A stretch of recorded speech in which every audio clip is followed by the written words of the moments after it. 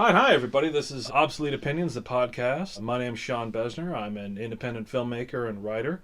I also do very bad special effects, and I'm joined by... Hi, I'm Sephera Giron, and I'm a horror writer, I'm an actress, and I'm also the Ontario chapter head of the Horror Writers Association. Yeah. So welcome to our little podcast. We'll be talking about horror, science fiction, writing, anything we can really think of at the time, and then, hopefully it'll be an interesting conversation. So the inspiration for this conversation is Brian Yuzna's film Society. I've seen it a bunch of times. This was Sephera's first viewing of it. And while there is a huge twist ending that we're going to try and talk around, it is a major focus of this film. So if you haven't seen it, it's been out for 20 years, almost 30 now, so you don't really have an excuse for spoilers here, people. So, Sephera, what do you think of the film? Well, it was an 80s movie. Oh, it was so 80s. It was a very 80s movie with very 80s fashions, and yet I do believe the theme of the movie is timeless. I agree. It was an odd film. It's all about basically paranoia and believing that there's something going on when there may be something not, but at the same time, if you can believe in your paranoia enough, it might save you. And this time, it almost saved him. But did it? Well, it's almost like, with a lot of our favorite paranoia movies like Rosemary's Baby. It's like if you, you think you're paranoid, you probably should be, But then, and then you try and confide in the right people to help you with your crazy shit. And as it goes with these conspiracy theories... Usually the person you're confiding in is completely in on the conspiracy. Yep.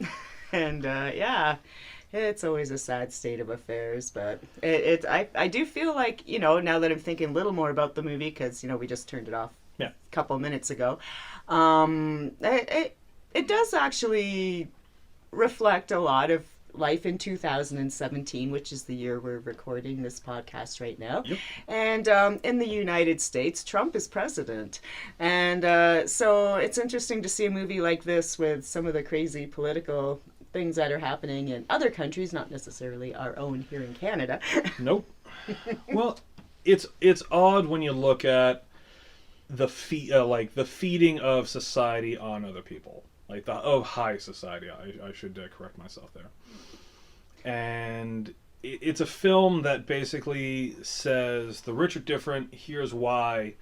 And you're never truly gonna ever understand them because it's such a vastly different society, bad joke, and people that they're almost an entirely different race than anyone else.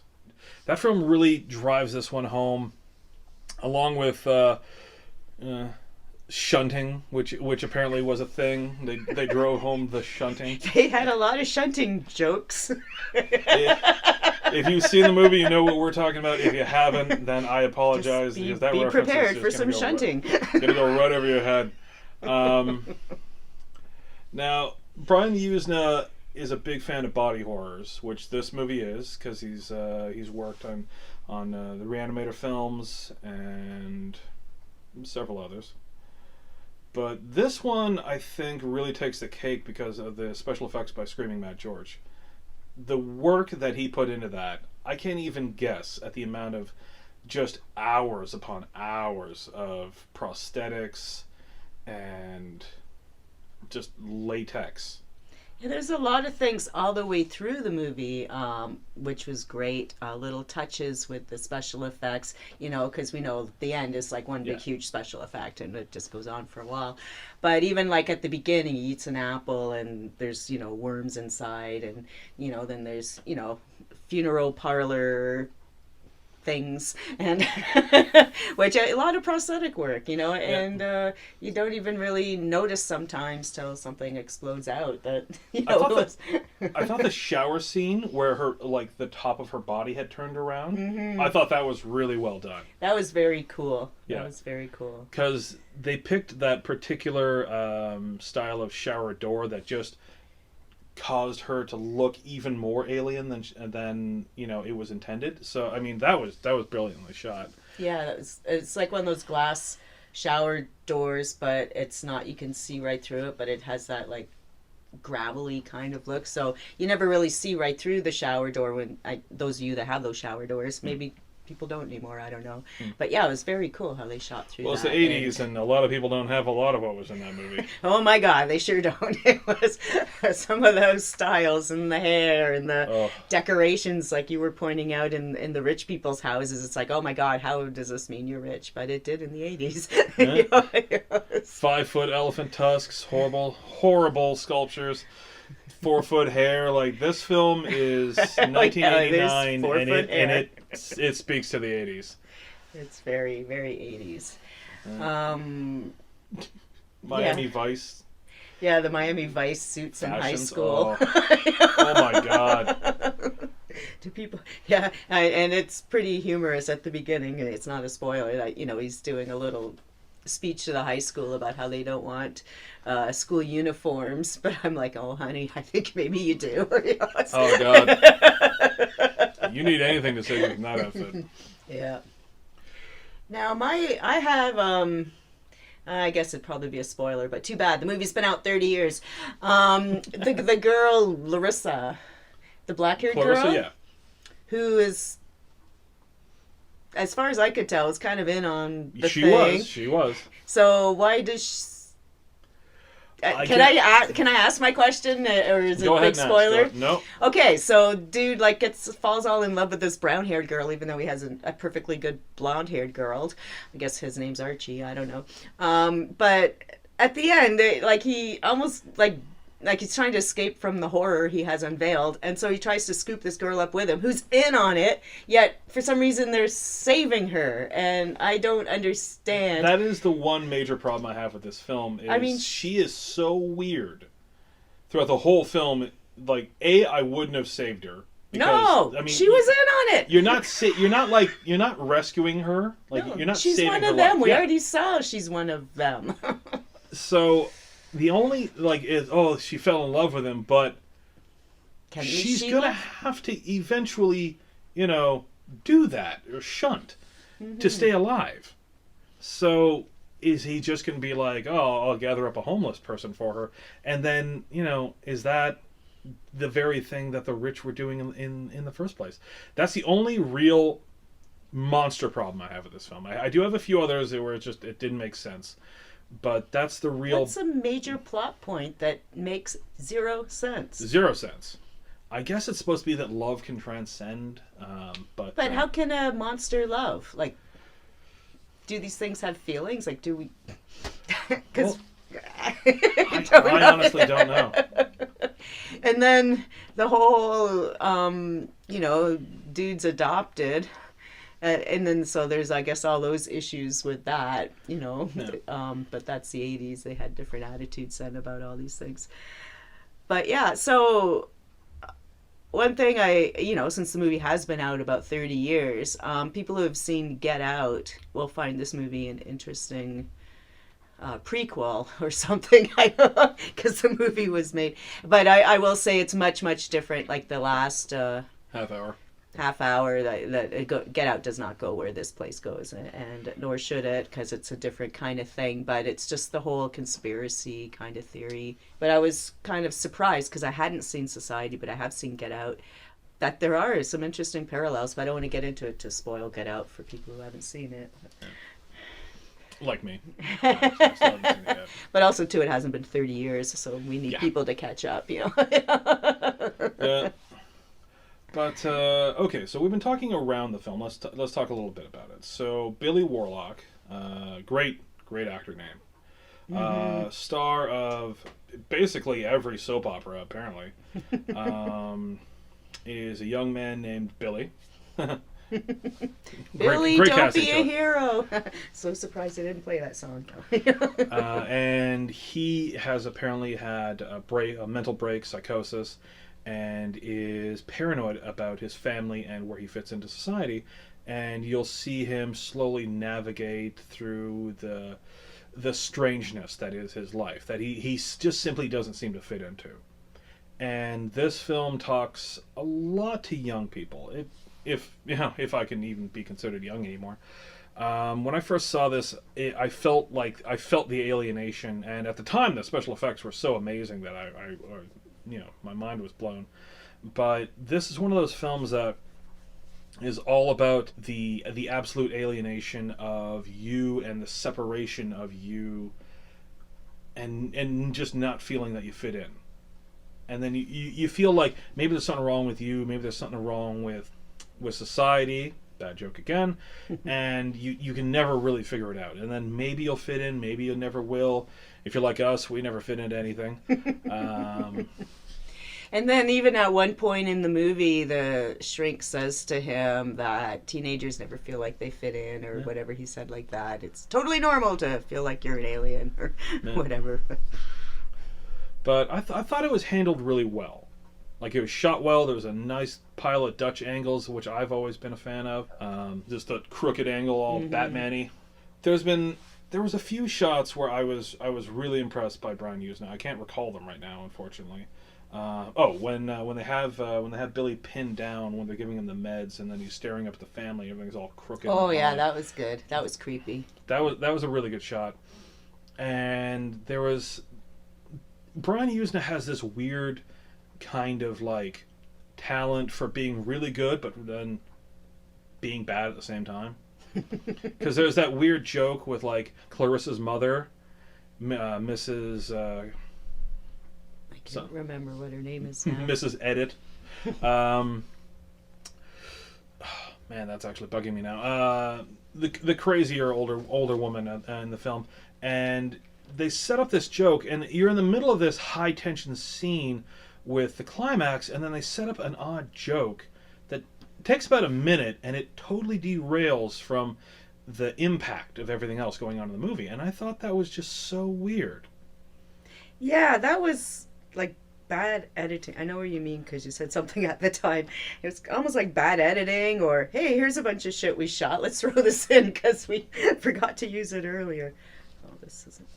But Brian Yuzna, this was, I think, his directorial debut. I'm almost positive it was.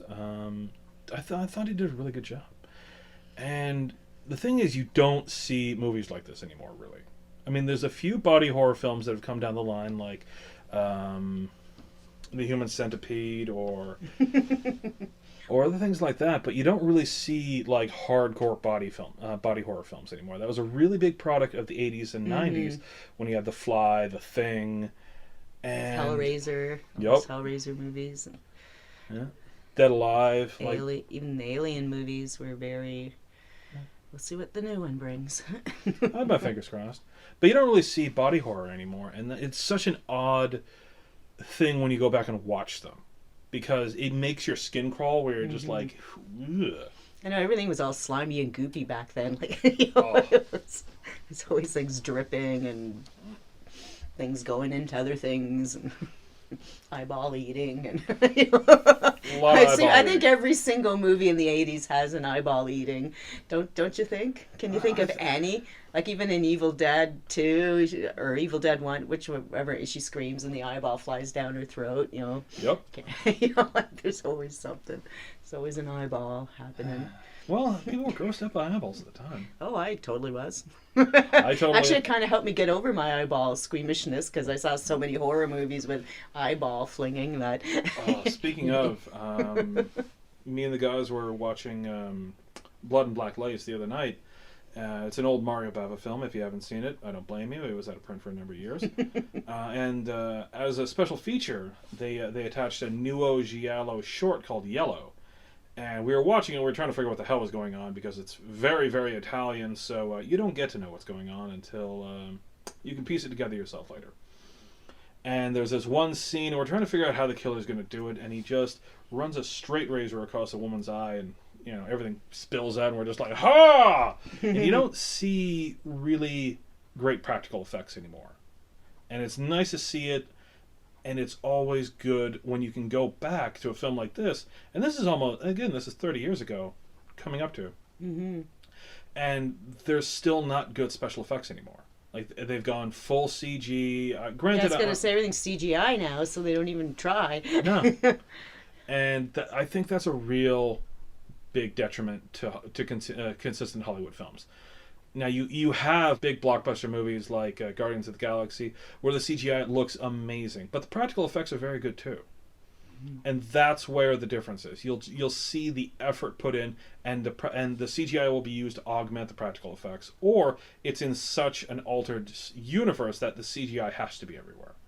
But then the CGI has to be the best, or else it looks like crap. Where you go back and watch the Star Wars prequels, and it just looks like people acting in front of a movie screen. It looks terrible. Yeah. And you have even going back around that time period, the early noughties, which apparently is a phrase that I hate using, and you have CG, and the CG does not stand up, because CG never stands up. You never go back and look at CG and be like, oh my goodness, Jar Jar Binks is animated amazingly. No, he isn't. He looks horrible. But you can go back and look at Star Wars and look at Yoda and be like, man, the articulation on that puppet is amazing. Or you go back and you watch Meet the Feebles, and you're just like, oh man, the time and effort it must have taken on a shoestring budget to create and manipulate all of those puppets is fantastic. And that's the dedication that causes a film to become timeless. Where it's the time, the effort, the love, and it's someone's just, okay, I'm putting all of my effort into this. Like, again, Evil Dead films, and Phantasm, Reanimator, From Beyond. All of these films have those really great practical effects. Videodrome is another example. Hardware, Night of the Creeps. Like you have all of these great special effects films, and the special effects still look great today because people are still like, huh, you'll get the guttural reaction. Whereas CG, like even if you take a look at the Thing prequel that came out a number of years ago, it looks terrible.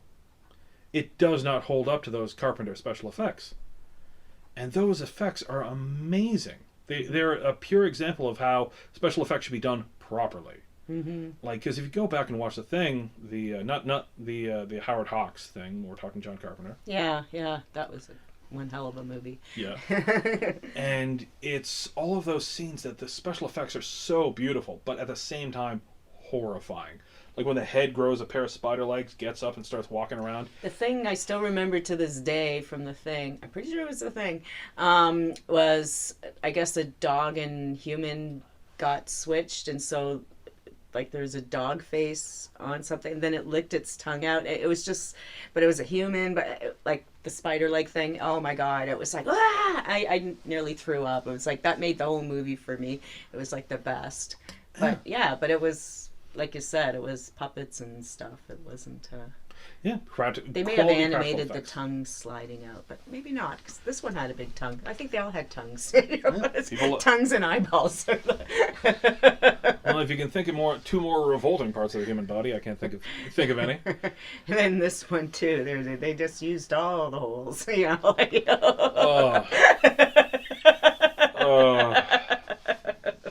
is horrible imagery. Thank you. Are they fisting him or what? All right. Yeah, you had to run away on that one, didn't you? The cat. Okay, so let me ask you a question. As a writer, how would you fix that film? Fix it? Yeah, fix it. Like, as you know, the part that bugs me the most is that Larissa character. And I would make her not be one of the things, but be lured and tempted by wanting to become one of the society things. But then, she's on that, should I on the fence kind of thing, like Kylo Ren is with that, am I good or evil? And then she meets the dude, and maybe she can see, like, she doesn't want to lose him to this ritual they go through, so she would consider, no, she wants to be the other way, and then they could run off into the sunset. But everything else, it hit all the beats, I thought, with your typical horror movie. You have the adopted boy who doesn't feel like part of the family, he's going crazy but not. But I also, maybe I need more time to think about it, but I'm not sure if I understand the use of all the slugs and worms and things. At the beginning he eats an apple and it's full of worms, and they're in the garden and they're playing with the snails, and this one's the best. And then later on they're, everybody's got slugs and worms inside of them because they're just evil worms inside, or maybe they're part worm, or those are the babies, or I don't know. I never really understood the worm thing. But they did say something about let's bait him, or they had some worm jokes in there. So for me the biggest fix would be fixing up that character so she makes a little more sense, because she slept with the guy, but so what? Everyone was fucking everybody. It didn't matter that they had sex. And I know there was a throwaway line about virgins, but I wasn't quite sure if that was his first time or not. I didn't quite understand that. There was a lot of throwaway lines from the Clarissa character. Like, when she's giving him the tea, do you want sugar, milk, or me to pee in it? Yeah. Like when that's a line from a character that you're supposed to be like, oh, okay, I identify with this character. Mm-hmm. Like, the character is so alien that I don't see how Bill fell for her. That's my problem. Mm-hmm. She was so weird and removed. Yeah, there was no everything. Connection between them that made sense. Why he would save her? Why was this a thing? And so what if they had sex? It doesn't mean you're gonna, bring the alien home, and then you just reminded me of another thing that bugged me, but now I can't remember. Remember it in a minute. The only other problem I have with the film, and I agree that is basically one of the only parts that should be fixed, is the offbeat jokes for no reason. Mm-hmm. Where you're creating tension and then you hit it with just such an odd joke. And I'm not sure if that's supposed to throw you off, to just create and consistently have this feeling of quirky and weird that you're never understanding what's going on. I don't know if that's what it was supposed to be, but it didn't work. Mm-hmm. And that's where I thought that was the only other part of the movie that fell flat. The rest, where they created the tension, the paranoia, and you knew something was going on because you go into a movie like this and you understand that there's going to be something. You don't know that it's going to be this, but you know there's going to be something. And you don't know, maybe he is crazy, maybe he is seeing things. So you're looking forward to seeing the end result. Mm-hmm. So you go in knowing a little bit about what you're seeing. But I thought that they did all of the paranoia and the slow build to what happened very well, except right up until they got to the hospital, and I'm totally confused with why there even was a hospital. Like, they didn't even need any of that, I don't think. They were trying to make sure that he was legally dead. Oh, yeah, I guess. So that if they murdered him, then it's fine. Yeah. Because, technically he's legally dead. So you can't murder someone who's legally dead. But it all happened within 10 minutes. Like, you just don't, fling a body in the hospital, then they declare him dead, and then they got the certificate. Like, it was just crazy. Yeah. So I guess because it is society and sort of an examination of society and class and all that, they could have done a little more with it at the beginning of, even with the high school, the rich kids not hanging out with the poor kids, or a little more segregation kind of shit, so that we really understand. Maybe back in the 80s it was more obvious, but from looking at it from our 2017 culture back to that high school environment, it's like, it's a Beverly Hills high school. Aren't they all rich? Yeah. Are they all uber rich? And were there a couple of people who managed to get into that high school that were shipped in, and maybe they suddenly disappear, or, the poor kids, or, so they could have done a little more of a setup, because you don't really get that whole thing till, all the shit's hitting the fan. Say, oh yeah, we're the rich people, and we use the poor to get ahead. Yeah. But there's not. They could have built that a little more throughout the movie.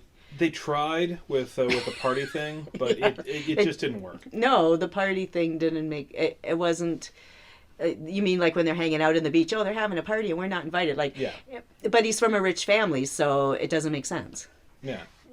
And other than that, he's not a nerd. He's a cute guy. He's captain of the debate team. I don't know if that's good or bad in the 80s, but, Well, he was also the captain of the basketball team. Yeah. But I think it was just the hard ingrained need to just keep whatever the creatures were away from him. Mm-hmm. And then you slowly start to buffer against it, and then, the buffer breaks down, weirder shit happens. There's threats, there's sex, there's a terrible car accident. And I think that's what they tried to do, they just didn't do it well enough. But I will not say that this movie isn't worth buying. I won't say that this movie isn't worth watching, because I own it and I love watching it. And I love people's reactions to the end, where you're just sitting there like, what the hell is going on? I had a friend, Ted. He walked in at the last half hour of that film, and he just walked in. He's like, "What the fuck are you guys watching?" And we're like, "Society." And he's like, "What the hell is that?" And I'm like, "It is impossible to explain." You can't explain it. And he's just sitting there watching, and he's like, "What the? Like, what are you guys doing?" And it was just such an odd and alien environment to walk into, where you're just like, well, when you see it, you'll know. Yeah. He's like, "Oh, I hope my mom doesn't walk in." But other than that, I thought it was a fantastic film, and one of the weird better parts of the film is the fact that it's all working actors, like actors who work for a living. Mm-hmm. Like, you have an actress. His girlfriend was in Friday the 13th Part 2 and Slumber Party Massacre 2, which is my favorite Slumber Party Massacre film. Heidi Cossack? Yep, Heidi Cossack. Yeah. And then the rest were just all working actors. Like, they've been in a lot of things. Bailey Warlock, Baywatch, Days of Our Lives. I think he's been in every friggin' soap opera, so I'm just picking one. Mm-hmm. But it's all working actors. So you get that effort, you get that nice dedication, but you don't have like the hammy actor like the Nicolas Cage or the Humphrey Bogart, who, I'm not saying anything bad about Humphrey Bogart, but Bogey played Bogey. Mm-hmm. And Nicolas Cage plays Nicolas Cage. Mm-hmm. So you don't have that. You don't have an expectation looking at an actor like, oh, Kurt Russell's going to be extra charming in this. Mm-hmm. So you don't have to worry about that. You just have to watch the movie, which I thought was a really big plus for it. Yeah, absolutely. Yeah. Well, that was us talking about society. So, what's new with you? What's new? Well, all kinds of crazy things. I have my book series coming out. I write a Witch Upon the Stars. Erotic horror, but not crazy like this movie we saw. And yeah, I'm still chugging along with the Ontario Horror Writers chapter. We've got all sorts of interesting things lined up. So you can keep up with us over at the Great Lakes Horror Company podcast. We have a monthly show. You can get it on iTunes. And we talk about different ways of how to break into the horror writing business and how to deal with rejection letters and plagiarism and what's the secret handshake and all that kind of stuff. So, yeah, I'm just busy little bee flying all around. And nice.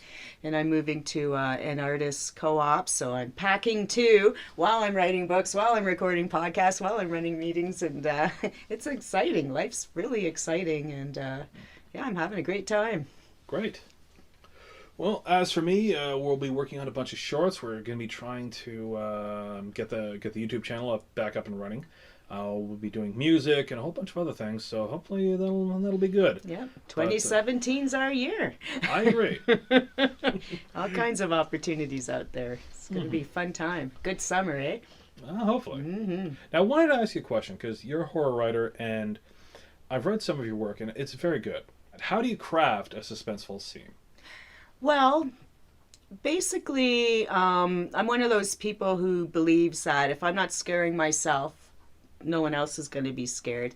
And for me, especially with the series I'm writing right now, where it should be more suspenseful than outright horror, because a lot of people don't like sex and horror mixed together, so it's more creepy. So for me, I try to draw it out with what's that noise, what's that, and just really have the thing behind the wall creeping up to try and, like, I don't reveal everything right away, because suspense is part of, you know there's a bomb over there and it's ticking, but you don't know when it's going to go off, so you just try and build, do characters see the bomb, do they know about the bomb, do they realize they should really get rid of that bomb before it goes off, and so as a writer you try to cover all those aspects without giving it all away right away. Yeah. So for me, suspense is, just unpeeling the layers bit by bit, instead of just everything, here we are, and stuff's happening. Yeah. Well, because I work in a visual medium, it's very different for me. Mm-hmm. Like, I get to use lighting, I get to use, like, Oh, it's so much easier. Oh. Well, easier if you have all the stuff. And visually, like I often wish I said, okay, can you just like press play on a little video here for this part of the book and watch that, and then we'll get back to all the shit in her head. No, I've always found it a little easier to do suspense visually, for me at least. Mm-hmm. Because when we were doing the show, that never happened, unfortunately. When we broke down all the lighting, everything, and it looked nice, and we could see the suspense on her face, we could see the terror, we could see the emotion, the thoughts in her eyes. But you can never just transfer that onto a page. And I've tried, and that's why I'm not a very successful writer. But it's always interesting when you can read like a Richard Matheson or a real master like Richard Matheson. I was going to say Stephen King, but Richard Matheson outdoes him. So it's interesting when you read like Hell House or even the Shrinking Man, the Incredible Shrinking Man. Sorry, there's an odd tension in the Incredible Shrinking Man that I really liked, and to craft it properly is one of those things that is just amazing. You do it very well, and I was always just wondering about that. Yeah, I don't know if it's something you can sit down and specifically plan out. A large part of it is much like movie making. It's organic, and you just sort of have to, do your best. But like I said, if it doesn't scare me, it's not scaring anyone else. And same with sex scenes. If you're not turned on, why would anyone else be? It's all that kind of idea. I think people who write or make movies for themselves first are probably more successful than those that try to go out to do it to please a crowd. Because I think we can be our own worst critics, but it's also the whole motivation of what keeps us going. And it's like, no, I'm gonna do Society 2, but it's gonna be called Get Out, and it's gonna be really cool, and it's my own imprint on, something that's there, because we all know it's there's only like 6 plots ever, so it's how we all interpret them, and which scenes we're showing, or what shots we choose to reveal the action or the character or what's happening. Now, you touched upon a subject that I feel has been really detrimental to recent films. Mm-hmm. And it's the idea of trying to be cool and trying to make something that's cool rather than simply making something and then that something is cool. Yeah. Now, the major thing you can see this in is Suicide Squad, where they tried so hard to make all of that just fly off the shelves product rather than actually making a script. Mm-hmm. Rather than actually making a film. They wanted toy sales, they wanted My Little Monster shirts, or Daddy's Little Monster, and they wanted just to sell products rather than make a movie. But if you make a great movie, you can sell the products. Absolutely. Like Transformers. Transformers, the cartoon, because fuck Michael Bay. Transformers the cartoon was a silly little cartoon about transforming cars and trucks and planes and all that kind of thing.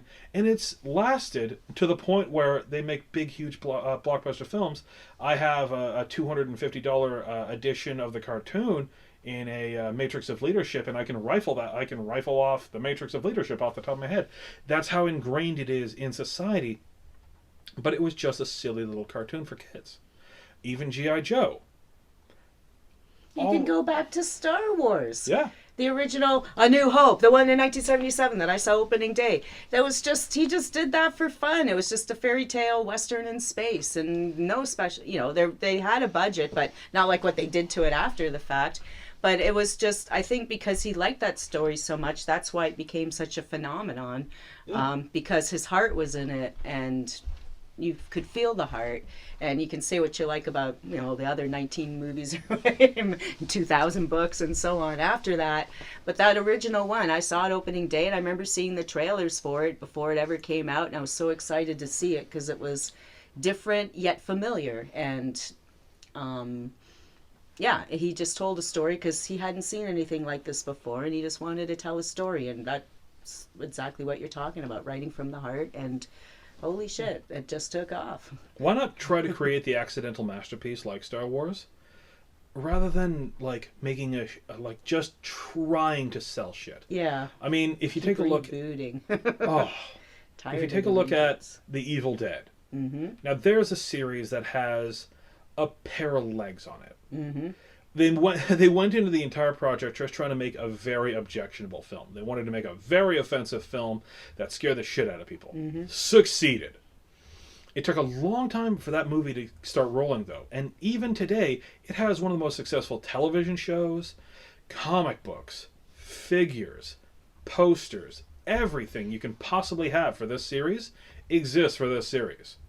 Now with I did see Bruce Campbell on one of his book tours, If Chins Could Talk, or whatever. If Chins Could Kill. Yeah, and he said something about, I think it was either the second movie or the third movie, they actually did it because he needed a new water heater.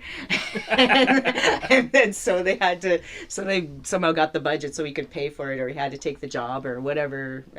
We're not going back and doing that shit. Oh, fuck, I need a water heater. I can't remember the exact story, but, sometimes this is how movies get made because of totally obscure, bizarre reasons. Like, yeah, I'm going to take that part because I need a water heater, I think that was number 2, and he was still pissed off at Sam for hurting him in the first Yeah, I one. remember he was mad about he wasn't going to do it again, but I couldn't remember if it was the second or the third. Actually, I think it would have been number 3 because Sam hurt him in the second one. I was wrong. Oh, I was okay. wrong. Because remember he it strapped doesn't into that make big sense thing? it would be for the second one because there still was not much of a budget. They just, cause they got a bit of a budget, so they'd go back and kind of redo it. But then, that third one, I think, is the one. Yeah. Well, how did he hurt him? Well, Sam strapped him to this huge rig that basically just had him all crucified up in the air, and then he spun him and then drove him forward into some trees, and he got clipped. At least as far as I remember, there was a whole bunch of accidents. Like, you just see him getting whacked in the head from behind by a tree branch, and that really hit him. That wasn't a special effect. Like, Sam Raimi and Bruce Campbell were friends for so long where it's just like, yeah, I'm going to do some horrible shit to Bruce today. And Bruce is like, you're my employer. Stop doing this to me. So I could easily see that Bruce took Army of Darkness for a new water heater. Because at the time, I don't think he was doing much. You said, like, that's why, I mean, if you can't afford a water heater and you have a house and a family and all that, and your only choice is to go get your hand cut off again, I guess. I think the only thing I saw him at the time was, like, the end of Darkman. Mm-hmm. But I'm talking, like, at that time period. Yeah, at that time. Yeah. Until I realized that Bruce Campbell is, of course, God, and I should, track down every film he's ever been in. But at that time, like, I'd never even really seen Bruce Campbell. And my introduction to the Evil Dead films was Army of Darkness. And then you learn later that it's the third in the series, and you're like, oh my God, there's 3 of these? Yeah, my first one was Evil Dead 2. And we were me and my first husband, we were in New York City, and I was pregnant with my first son, and we saw it at a midnight screening, and we were the only people of our color in this at the midnight screening, and it was the most fun we ever had.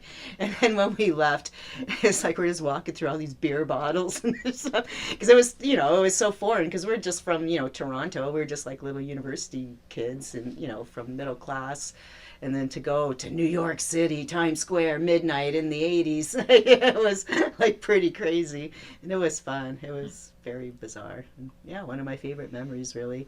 And then Evil Dead 2, like, I didn't know. I don't know if Julian knew, but I knew it was a comedy. I didn't know it was a comedy. I don't know if he did. And, but when I started, like, I just was laughing. It was just so funny. And it took me off guard that it was funny like that. Because I don't think it had really been done before, had it? That the horror comedy thing? Wasn't that one of the kind of first mainstream? The first popular horror comedy, at least as far as I can remember. Like, you have the branches of horror comedy. Like, people make jokes during the things, but it's not like, this is an actual comedy, really, when you look at it, I mean, the only thing I can think of, because Evil Dead 2 was mid-90s, because, no? Mm-hmm. No, it was 80s. It was 87, because I was pregnant with Adrian, So that's late 80s. I mean, to an extent there were, but not to that extent. I mean, horror in the 80s was still very much underground. You only got like one or two. That's why it was or a midnight three. screening in New York City at Times Square. It wasn't like it was playing all day. It was, you see it then or you don't see it. Well, actually, that raises a question. If we can take a look. Does it say? No, it's not on here. But, I mean, you had them, but it was so rare, and especially so goofy. Yeah, like that was, I guess because Bruce Campbell was so perfectly cast and the writing was good and the photography was good and the special effects. Like, it's still one of my absolute favorite movies ever. Evil Dead 2. I love that movie. I own way too many copies of it, just because, it said limited edition, so there goes. They're all limited. There goes my $40. I got my 25 versions of the limited. Oh, I think I own 7 copies of Phantasm. Yeah? Yeah. I don't have any. Oh, I'm such a chump for limited edition. If it says limited edition, I'll just take my money. But saw limited edition. Yesterday I went to the new Value Village in our area, and Dory and I were walking around, and they had limited edition, lots of things, but Star Wars 1, 2, 3, and it was VHS tapes. It was like $3, and I'm like, shit, I should get this. But I'm not. No, I'm trying to de-hoard, But it's like so tempting. It's like, because I could have it, and I don't even know if it works. It doesn't matter. It's got the pictures and stuff, I think if you were lucky, I think those would have been the original theatricals.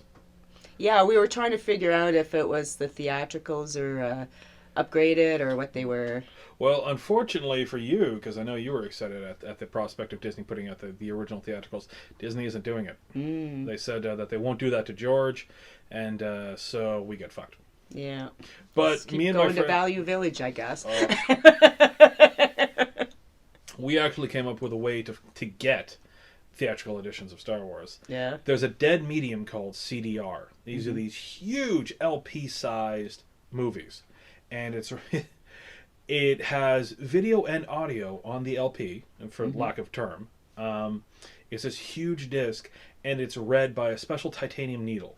This technology existed for like 2 years in the mid-90s.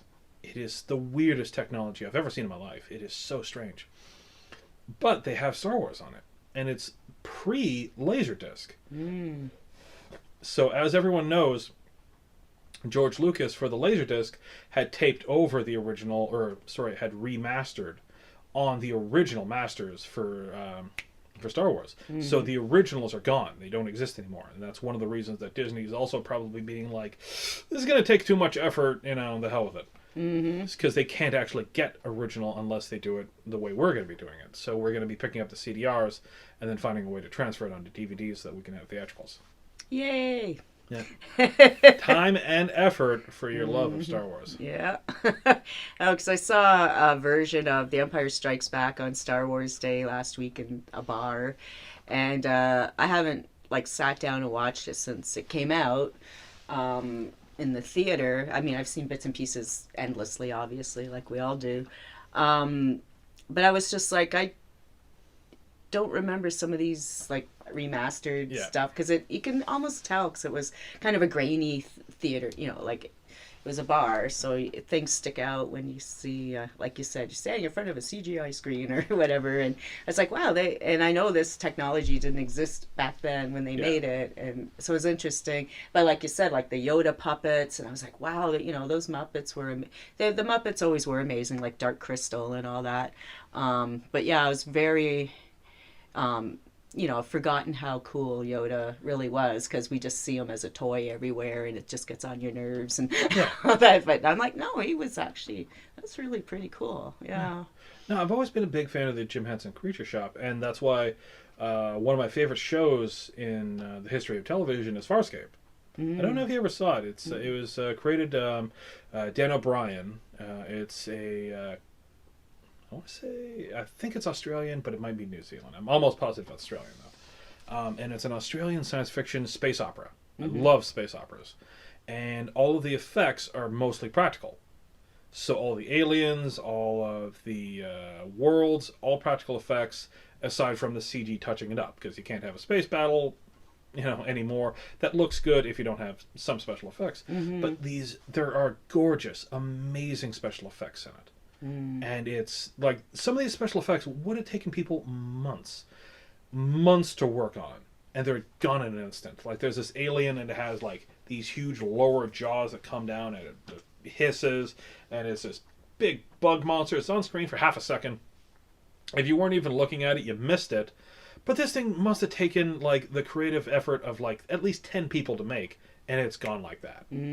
I love that. I don't love the fact that it was on screen for so short, because the thing was amazing. No, but that they looking. put the effort in for a throwaway or whatever. Yeah. No, it created a world so alien, because the creature shop was just like, oh, you need a 40-foot slug monster? Yeah, sure, no problem. And so they just built a 40-foot slug monster. It's like, holy crap, that looks amazing, because it's on screen with the actors. And that is part of why we are obsolete men here, because we always try to do practical special effects rather than the CG, which we can't afford anyway. Yeah. Wonder how they would CGI society. Oh, I was thinking about that at the end, and I was just like, they'd ruin the shit out of it. It would. It would just be horrible. all like, we'd have to put on our 3D glasses and get, don't touch me with that slime. Oh, terrible. All right, so do you have anything else coming up? Any new release books?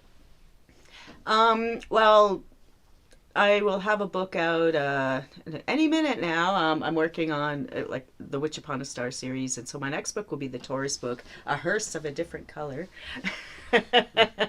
And so yeah, I'm delivering that one within the next couple weeks, so that'll be on the stands with my other ones.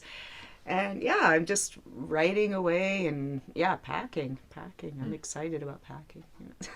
I'm also writing a space opera. Really? I've been working on it for about a year, and I'm really excited about that. But then I had this commitment to do this other series, so I'm actually writing 3 books at the same time right now. Yeah, so I'm really excited about my space opera, but I've been taking it really slow, and actually I'm doing it on Patreon. If anyone wants to join my Patreon, and you pay $1 and you get to see all my work, and $10 you get your name in the credits, and so I've been taking my time, because I've been playing with different, because it'll take me forever to try and write a real Star Wars book, and I don't even know what the hell's even been done anymore, because I've been alive, as we know, since before it existed. So I'm just creating my own universe, creating my own weapons, creating my own stuff. So that's why it's taken me a year, because I don't want to screw up. So like on my Facebook, I ask questions like, one thing that bugged me, okay, I'm on a ramble now, but one thing that bugged me, I saw Ghost in the Shell, a couple weeks ago, the new one with Scarlett Johansson, and I know nothing about the Ghost in the Shell stuff and all that, and I actually quite enjoyed the movie more than I thought I would. Like, we had coupons, that's why we went. And but the thing that intrigued me, and also the question I've been wrestling with in my own, space opera, futuristic, other planet things, is they do all this amazing technology, they Frankenstein these robots and their machines and doing all these crazy things, yet everyone still uses guns.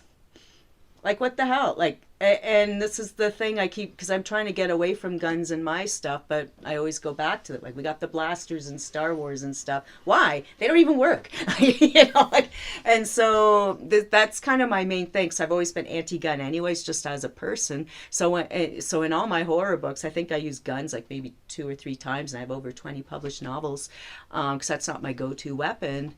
But yet in space opera, people like their guns and their weapons and shit. So I've just been trying to play with different ideas of weaponry, and that's part of what's taking me so long to write the book.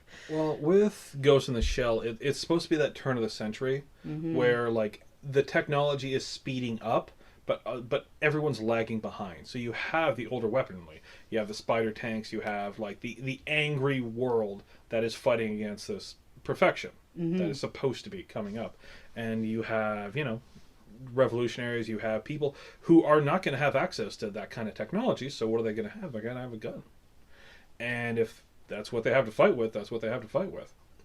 But it still seems so bizarre to me. They have this crazy, like, you haven't seen it, but I'm sure the other ones are the same. You have this crazy city with all these giant holograms everywhere, and all this, like all the little servants and stuff are all robotic. And what do you need a gun for? Don't you just like blast them with your brain, or like I don't know. To me, it just seems so American or something, you know, cause, yet it's not. Is it an American movie? I don't know. I guess No, it is it's- because Scarlett Johansson stars in it. But, you know, that's It's the whole very argument. Japanese. Yeah, no, and it felt very Japanese in that too. And then it's like, then they're just shooting with their machine guns. And Well, the Japanese and the Chinese love their huge gun battles. They love it. well, it's an action movie. It has to have guns. I mean, I knew it would have guns. I'm not even angry about that there's guns. It's just, it seems like guns are, I don't know. I don't even know what I'm trying to say, but yeah, and I didn't know what I was saying on Facebook, and some people thought I was just picking on them, and it's like, no, I'm just,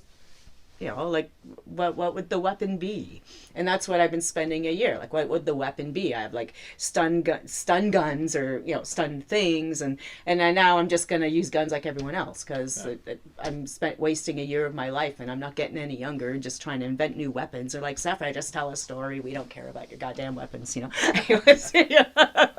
So yeah, so I'll probably have guns in my space opera. Well, I do have guns. But to that point, I mean, if you take a look at Dune, I mean, while they had guns and everything else, I mean, most of it was like martial arts and knife fighting on the desert floor. Like, it was a very unique use of weaponry in that. Yeah. So you have that, like, and again, Star Wars laser swords. So you have the very unique pieces that can go along with it. And then there's Star Crash, which I mean, I guess we could talk about, that has like a giant face mask that has laser beams. But there's also guns in that. Yeah, because anything that shoots is really a gun, right? Yeah. So I guess we always will have them, and I'm just trying to create something that can never exist in the way we see reality. Or I think you're trying to recreate the wheel. yeah, I am, and I got to stop doing that because I'm not getting my writing done. All right. Well, I think that's where we're going to end this episode. Okay. If you guys enjoyed this, please join us for the next one. I don't know what film we'll be watching, but it'll be Something crazy. We watch the crazy shit so you don't have to, or so that you'll want to. Hopefully want to. So my name is Sean Besner. You can follow me at I don't know, something on Twitter. I don't even have it set up yet. Oh, you better get one. I You should. do the Obsolete Men Oh no, we have the Obsolete Men at Twitter. on Twitter. Do Yeah. you? Okay, so The Obsolete Men, MEN, because somebody already got the Obsolete Man. And then we are also on Facebook, The Obsolete Men again. Oh, and I better join that. Did I? Have I joined that? No. I honestly don't know. Jay runs that, and I have not even. I'm not even on Facebook anymore. You better get your ass on there. I know. I got to be all social. Yep. It's not that hard. But I tell you what, if we start to get fans, no, when we start to get fans, We already have fans. That's who's listening right now. That's who's still listening, hopefully. To our mindless babblings. When we start to get fans, I will have a social media presence to talk to them, because honestly, if you enjoy talking about horror, science fiction, books, writing, and all kinds of crazy stuff, that's what we're going to be talking about. We're going to be staying away from politics and a lot of other junk, simply because other people talk about it, and Yep. honestly, it's no fun. I Nope. want to talk about fun stuff. We're in Canada. We don't need to talk about politics. Politics, eh? Dope is legal here. We can just get high and babble. The Obsolete Men, often medicated, always dedicated. But so that's going to be our goal. And I mean, this is the first episode, so it's going to be rough as hell. And hopefully you stayed through it. And we'll see you next time. You can follow Sephera at. Oh, I'm all over the place. You can follow me on Twitter at Sephera, Sephera. And You might want to slow that one down. Nobody caught that. You can follow me on Twitter at Sephera, S-E-P as in Peter, H-E-R-A. I also have the Great Lakes Horror Podcast and the Horror Writers Association Ontario chapter on Twitter. And you can follow me on Instagram, Sephera Giron, Pinterest, Sephera, Facebook. I have a Sephera Giron author, and also have just the regular Sephera Giron, which I was going to have like a professional one and a private one, but now it seems like my private one has over 4,000 people on it, so it's not so private. So come play with me, and if you're in the Toronto area, or even if you're in Canada and you want to join the Horror Writers Association, my chapter is very active. We do all kinds of things. We're going to be at Fan Expo, we're at Niagara Falls Comic Con in June, and we're all over the place. We have an exciting year lined up for that. So, and we have a website on the Ontario Horror Writers Association Ontario chapter. Yeah, so I'm all over the place. That's Sephera Giron, Sephera Giron. Oh yeah, and my blog, sepheragiron.ca. So thank you for listening. And while I will never ever say anything bad about the HWA, that is a mouthful. The Horror Writers Association of Ontario. I tripped over that so many times when I was first going through it.